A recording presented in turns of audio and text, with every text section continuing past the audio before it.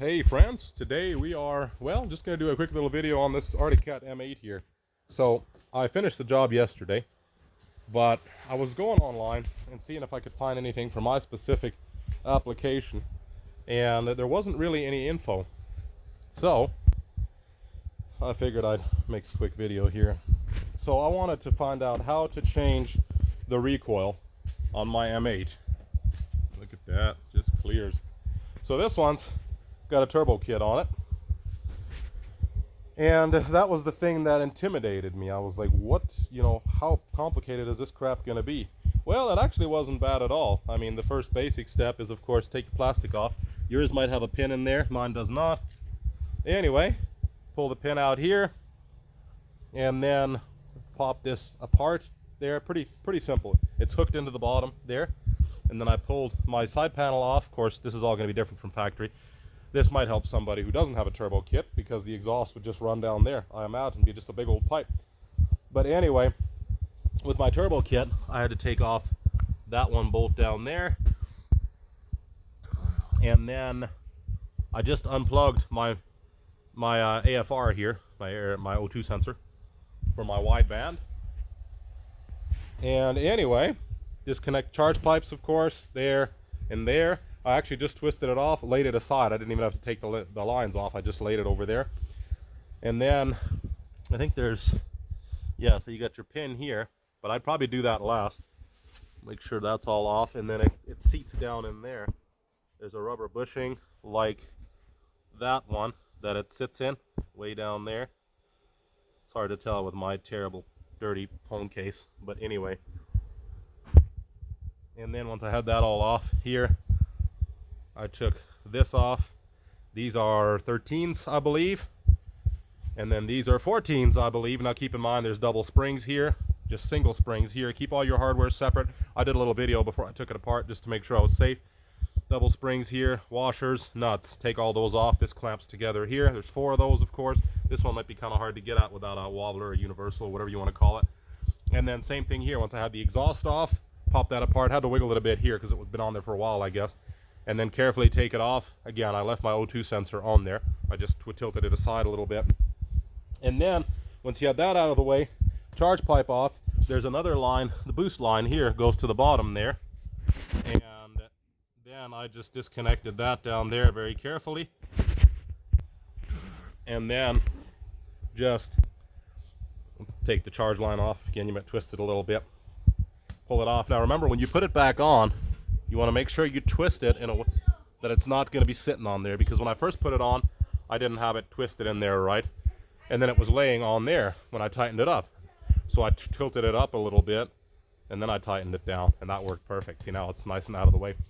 But anyway, I took all this apart, and then the turbo was loose there, pulled the pin out there, all this was out of the way, plastic panel was out. Carefully pull the pin out and then wiggle it out, and it very easily just comes out. Like I said, you might have to be careful with this line, maybe do it after you got it off, and then you just go down in there. Let's see if we can see it here. Can we make it out? Let's see. Yeah, so you got your recoil down here, and let's see there, that's a scratch. Anyway, there's a few bolts. It's pretty self-explanatory. There's your recoil rope there, the new one. And yeah, I'll be right out. Anyway, so obviously this is going to be hard to show you with the turbo in place, but obviously the recoil's down there once you have it open. There's a big old hole there, that hole cut out there. Pretty easy to see, pretty easy to get at, and everything's pretty simple to access actually once you get down there. You just pull that recoil off, and then there's a bolt in there. Like, make sure you remember the order of everything that you have. When you take it apart, you'll notice the hardware in there. There's a bolt in the middle with a big washer, and then it's a spring loaded, so carefully take that out. And then there's the little lever or whatever that pops out to grab the case, the basket, to spin the motor. And there's a little spring in there. Document everything as you take it apart to make dang sure you put it back together in the right order, because even that little tab or with that pin in there or whatever, you could probably mount it backwards and it would kind of sort of fit, and it might even kind of sort of work, but it's not right. And anyway, when you take that off, like I said, you pull that apart. Be careful with the recoil spring. If there's any recoil left, make sure it goes back to 0 tension, before you pull it up. Otherwise, you might pop that whole freaking spring out, and I can imagine that would be a disaster. Luckily, I didn't have that issue here, but I've had that issue before.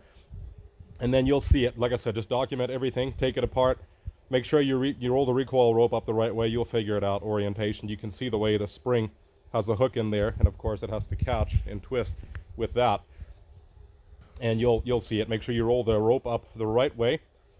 I used probably 8 feet or so. Look how dirty it is. That was white to begin with. But anyway, so I think I used 8 feet. It was way too much. I ended up, maybe even 9 feet. I ended up being able to pull it all the way back here, so I cut a little bit off. Otherwise, it would stay here and just flop down. So anyway, when I was in there, I was trying to coil it up. I think I did it probably 6 or 7 times. I wanted to make sure it was good tension. Can't do that, because then you can't pull it out. It would only coil out probably, well, I mean, of course I was holding it in my hands, but it would only coil out probably 2 or 3. So make sure you check the recoil when you're, of course, doing your whole rope thing. There's a little notch in there that you can actually stick the spring in when you're rolling it up to where it doesn't get in the way. And then once you have it set in there, you got the string in there, you got it where you want it. I would only recoil it up once just to make sure it has a little bit of, I would only coil it once, like one rotation, make sure it has a little bit of, a little bit of tension, because it's going to come way out and up here yet. And of course you got that little notch down in there that it goes through. Keep that in mind. And then once you're doing the end, this actually, you can just push a screwdriver in there, and then you can force it through and pop it out the other side, and then you'll have your knot in there. But before you even get to that, with the recoil there, once you get the string in there, I would maybe burn the end a little bit, and then I just lick my fingers and do Bugs Bunny candle style, just on the edges to make it small. Otherwise it's going to be all frayed and it'll be impossible to get out the recoil hole. So yeah, once you have it rolled up, I wish I could show you. I feel stupid even making this video without actually having a visual. But yeah, once you've got the recoil rolled up, you got it popped into the spring place properly. You probably won't be assembling it until, you're done with putting it where it needs to be and everything. But yeah, you could recoil it up once, then you could put the center together and then pull the string out carefully through the little hole. Make sure that it doesn't pop back in again, because otherwise you have to take it all apart again. And then you can put it together before that or after that. And then you would put a knot in there, install the recoil, and then after that you would pull it up through here very carefully. You'll have to take the knot out. And then what I do is I grab a vice grip, just a pair of any vice grips really, just something that'll hold it in place, something that you can make sure that it stays in place with. And then I clamp a vice grip, not tight, just enough to hold the rope. I'd clamp it up here somewhere just to make sure that it can't pop back in, but it's long enough to pull through here. Then you pull your recoil through here the same way you did, and then pop it out here, put the handle, put it through the handle, put a knot in there and such. And then once you've got that all done and ready, then you pull your vice grip off and you should be done. Of course, obviously after you bolted the recoil back in place.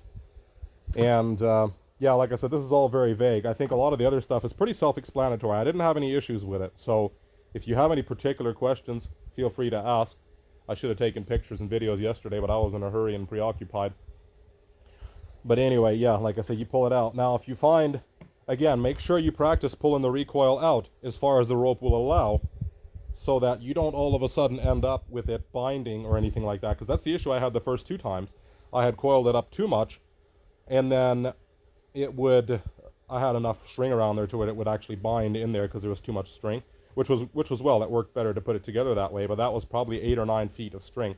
And I guess it kind of depends on how thick your string is, your recoil rope as well.